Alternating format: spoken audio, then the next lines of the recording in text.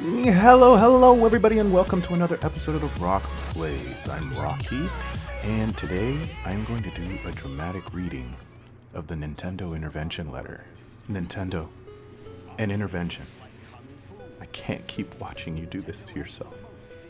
Nintendo, I've been worried about you for almost my entire life.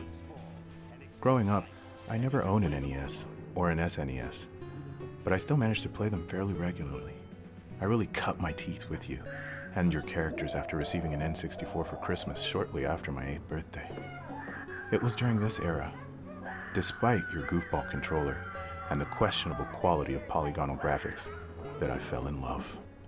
In the following generation, I defended you with zeal, mocking the Xbox and PlayStation and clinging desperately to the GCN, despite the doubts beginning to creep into the back of my mind. Why, for instance, did you opt for mini discs rather than regular CDs like the others? Why would you include a stubby second analog stick rather than a normal one? But then I'd play Double Dash and forget all about these issues, or at least try to. By high school, you were getting ready to release the Wii, or the Revolution as we knew it at the time. Once again, your obsessive need to be different was very apparent. By this point, I'd started seeing the original Xbox on the side, just to expand my games library. We weren't exclusive after all, were we? Honestly, I really wanted a Wii, but literally couldn't get one. That was a big issue back then. Everyone wanted a piece of you. By the time the system was widely available, the backlash against its strange controls and lack of third-party support had begun, and I'd lost interest. The Xbox 360 was out, and Gears of War had the most amazing water graphics I'd seen since Mario Sunshine. I just never got around to buying a Wii. Unfortunately, a lot of people did get around to buying a Wii. It flew off the shelves and opened up older and younger audiences that you never expected you would capture. With the Wii U, you continued to innovate for the sake of innovation.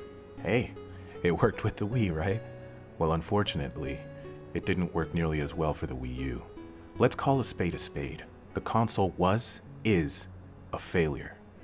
It has all of 15 first-party games worth playing and 9 non-existent pool of third-party titles. It wasn't all bad, but many titles that were released had your age-old innovation forced upon them to disastrous results, all for the sake of being ahead of the curve. Now we've heard rumors that the NX may be, essentially, a portable Wii U with detachable controllers and cartridge-based games. I just can't with you anymore, Nintendo.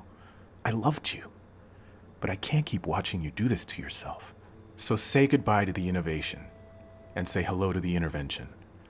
Different is not inherently better than the norm. Different doesn't sell video game consoles.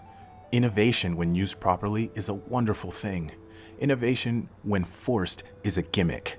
And no one likes gimmicks. Gimmicks don't sell. Gimmicks bankrupt companies. You are not invincible. You are not untouchable.